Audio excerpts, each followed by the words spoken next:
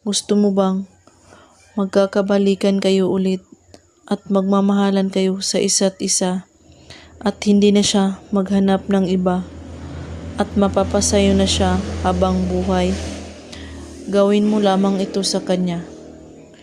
Una, kailangan mo lang ng isang dahon ng laurel at hawakan mo ito, ang dahon ng laurel, at ipikit mo ang iyong dalawang mata at ramdamin mo siya ng mabuti.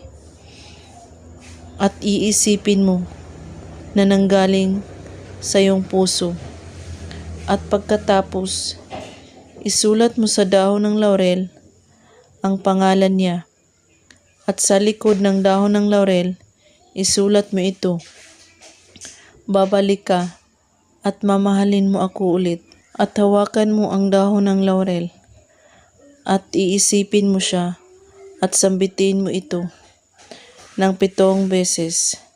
Pangalan niya at babalik ka at mamahalin mo ako ulit.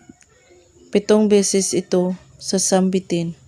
At pagkatapos, itupi mo ang dahon ng laurel at ilagay mo ito sa inyong wallet o bag. Gawin mo ito kahit anong oras at araw.